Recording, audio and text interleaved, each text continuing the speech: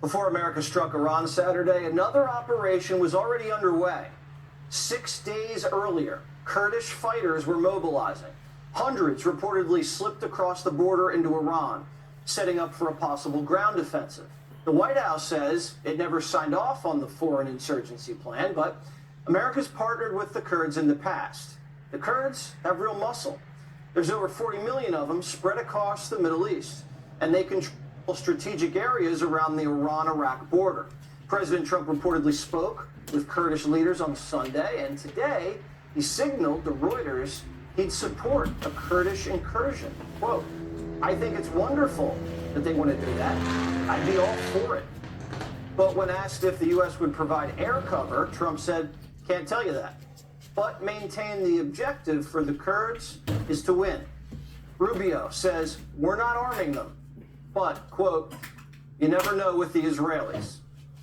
The New York Times says the CIA has previously given small arms to the Kurds as part of a covert program to destabilize Iran before the war.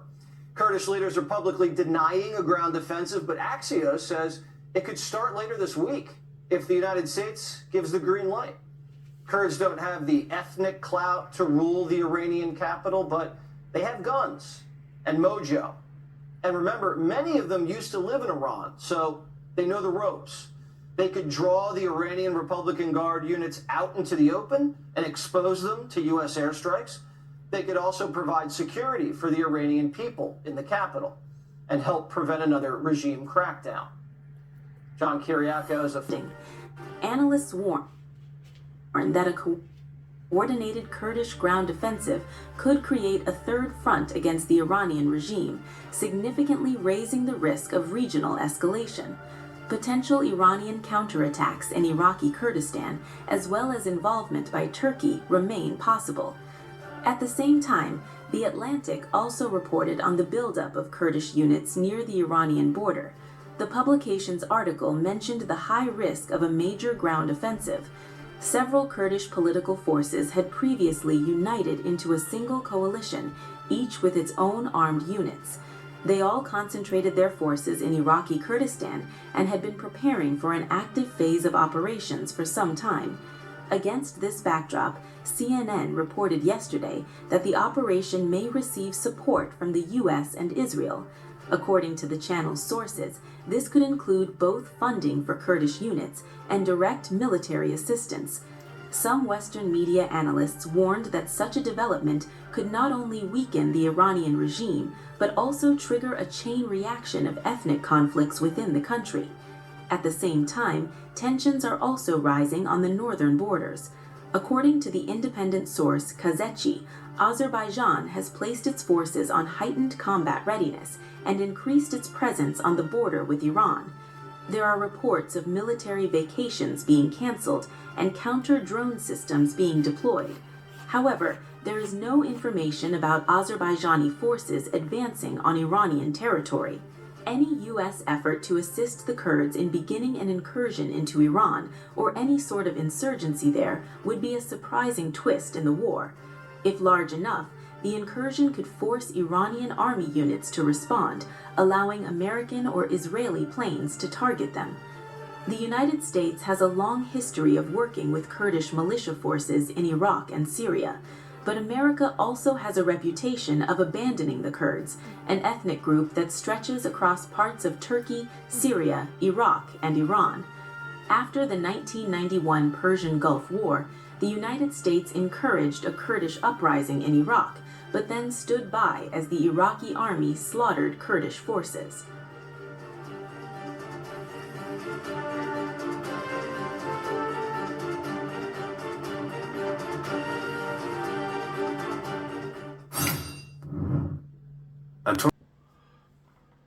So how you doing today? As you can see that I just played on TV that there is incursions going on. Well, my hair's a little weird, okay? The Kurds are mobilizing. You can see that. We've helped them in the past. They've helped us in the past. But from what I just saw, that you just saw, we also abandoned them. But that's under previous presidents. I don't think Donald Trump would do that. Maybe, I don't know. I'm sure whoever the president was, he had their reason. But think about that. 40 million of them around the Middle East. 40 million.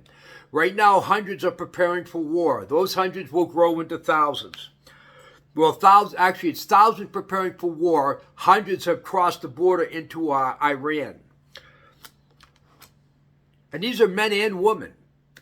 40 million spread out around the Middle East. Men and women. And that's pretty cool. Apparently, they're sick and tired of the regime in Iran now that it's gone. Trump is just going to keep taking them out until they're all gone. So why should we have to put boots on the ground? American boots probably won't happen. It will probably be Israeli boots and the Kurds. I'm sure they can take care of business. So don't forget, they got to fight Hezbollah, Hamas, ISIS. There's another one I can't think of right now, but there's like 4 or 5 of these terrorist groups that have, over the years, that have built themselves up. So there's going to be some serious battling going on there. So I wanted to share this with you. I saw it yesterday on TV, or actually a couple days ago, and I thought, well, that's pretty cool. It's good to see that there are some good people in the Middle East other than just Israel. So not really much more to say about that. I just wanted to make a quick video on that. Please, I'm looking for subscribers on YouTube. I'm doing very well on TikTok. But on YouTube, I'm not doing well at all. I got over 2,500 subscribers on TikTok. I won't even say how many I have on YouTube because it's just embarrassing. Please, if you see my videos, don't forget, I do a lot of gun videos, stuff like that, but I can't post those on TikTok. They won't let me. So please, go to YouTube, subscribe to my channel. Watch the gun videos. I do a lot of gun videos that help women too, because a lot of women out there don't know what gun is right for them. And because I've been buying guns from my wife, I've been doing a lot of research on that. Like I'm going to be releasing a video today about a PCC, the Beretta CX4 Storm, that's chambered in 9mm, and it's a PCC, it's a rifle. And I bought that for her a couple Christmases ago because I didn't want her to have a lot of recoil, The guns that I shoot, they're boom, boom, like my 12 gauge. It's a very powerful gun, and I have to stand behind her and make sure she doesn't go and fall in her keister, So I bought that 2 Christmases ago for her. She was mad at first that I bought it, but once she shot it, she was very happy that she had it. And I bought her a car. She also has a pistol and a PCC. Pistol. Oh, don't forget, PCC stands for Pistol Caliber Carbine. So anyway, please go to my YouTube channel under Wojak. You'll see my insignia pictures with the 2 swords. East and west is 2 9mm pistols, and north and south is 2 knives. It's not hard to find. I'm basically the only Wojak out there. So that's why I went with that name, because I thought it would be a good thing to... That's why I changed my name from Christian Prepper to Wojak, because there was so many Christian preppers and so many preppers out there. So I figured I would just change and get out of that. Not that I stopped prepping. I'm not as radical about it as I was, but still taking care of business. So anyway, it's better to have and not need, and need and not have. Please exercise your Second Amendment. Don't forget, it's better to be a warrior in a garden and a gardener in a war. Prepare yourself, get ready, make sure you got food and water in your house. I still think something's coming. I'd rather be wrong than right on that, I just think that it's better to have what you need to have and not need it than to, if something was to happen, SHTF was to unfold, shit hits the fan, and you got nothing. And don't forget, you got to have something, especially if you got kids in your house. You got to have water, you got to have food, and most of all, you got to have protection. So God bless to everybody. Have a great day. This is Wojak. Please subscribe to my channel on YouTube.